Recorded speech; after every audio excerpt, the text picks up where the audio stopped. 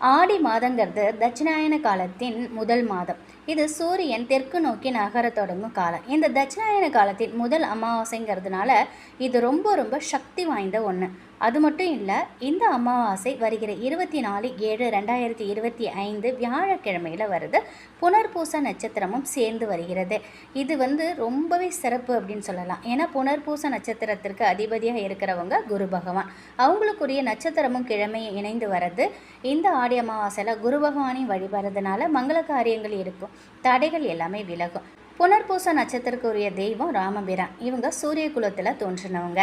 சூரிய பகவான் தந்தை வழி உறவுகளுக்கு காரணமானவர். அதனால் இந்த ஆடி அமாவாசை ரொம்ப ரொம்ப விசேஷமானது. ஆடி அமாவாசை ஜூலை 24 அதிகாலை 3:06 துவங்கி ஜூலை 25 அதிகாலை 1:48 வரைக்கும் அமாவாசை திதிங்கிறது இருக்குது. வியாழக்கிழமை காலை 6 மணிலேருந்து 7:30 வரைக்கும் யமகண்டம், பகல் 1:30 3 வரைக்கும் ராகு காலம் இருக்குது. இதனால் முன்னோர்களுக்கு தர்ப்பணம் கொடுக்குறவங்க காலை 7:30 மணிக்கு பிறகு கொடுப்பது நல்லது. அதே போல் பகலில் படையல் போடுறவங்க 1:20 முன்னாடியே நீங்கள் படைச்சிடணும். ராகு கால யமகண்ட நேரத்தில் முன்னோர் வழிபாடு செய்கிறத தவிர்ப்பது ரொம்பவே நல்லது. ஆடி அமாவாசையில் தானம் செய்வது நல்லது. ஏழைகளுக்கு உணவு உடை கொடுக்கலாம். காகம் மற்ற விலங்குகளுக்கு உணவு அளிப்பது ரொம்பவே முக்கியம். ஏன்னா முன்னோர்களின் ஆத்மாக்கள் அவங்களில் இருக்கிறதா நம்பப்படுது. விரதம் இருந்து சிவன் பார்வதி தேவியை வணங்கலாம். சிவன் கோயிலுக்கு சென்றும் வழிபடலாம்.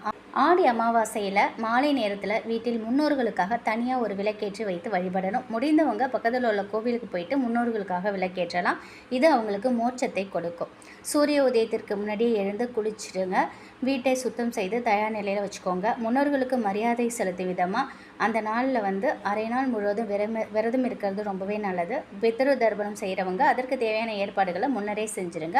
வீட்டில் புரோகிதர் வைத்து தர்ப்பணம் கொடுக்கலாம். அப்படி முடியாதவங்க எளிமையாக எள்ளும் தண்ணீரும் இறைத்து விடலாம். சூரிய பகவானை பார்த்து வணங்கிவிட்டு வழக்கமான வேலைகளை செய்யுங்க. முன்னோர்களை வணங்குவதற்கு எளிமையான சைவ உணவுகளை தயார் செய்யணும். உணவை வாழை இலையில் வைத்து முன்னோர்களுக்கு படைக்கணும். அவங்களுடைய புகைப்படத்திற்கு புதிய ஆடைகள் வைத்தும் வணங்கலாம். காகம் இல்லைன்னா பசுவுக்கு உணவு கொடுங்க. ஏன்னா அவங்க நம்ம செலுத்துகிற காணிக்கைகளை முன்னோர்களின் உலகத்திற்கு எடுத்து செல்வதாக நம்பிக்கை இருக்குது. எல்லா சடங்குகளையும் முடித்ததுக்கப்புறம் தயார் செய்த உணவை நன்றியோட பக்தியோடவும் நீங்கள் சாப்பிடலாம். ரொம்ப ரொம்ப அதிசக்தி வாய்ந்த இந்த ஆடி அமாவாசையில் உங்களால் முடிந்த அளவுக்கு நீங்கள் தான தர்மத்தை கண்டிப்பாக செய்யுங்க. முன்னோர் வழிபாடும் குலதெய்வ வழிபாடும் நம் வாழ்க்கையில் இருக்கக்கூடிய அனைத்து தடைகளையும் நீக்கி நம் வாழ்க்கை மிகப்பெரிய அளவில் நல்ல முன்னேற்றத்திற்கு நம்ம போகணும் அப்படின்னா நிச்சயமாக எப்பொழுதுமே இந்த வழிபாட்டை மறக்கவே கூடாது. வருடத்தில் 3 அமாவாசை ரொம்ப சிறப்பு. அதில் ஆடி அமாவாசை ரொம்ப ரொம்ப சிறப்பானது, தவற விடாது.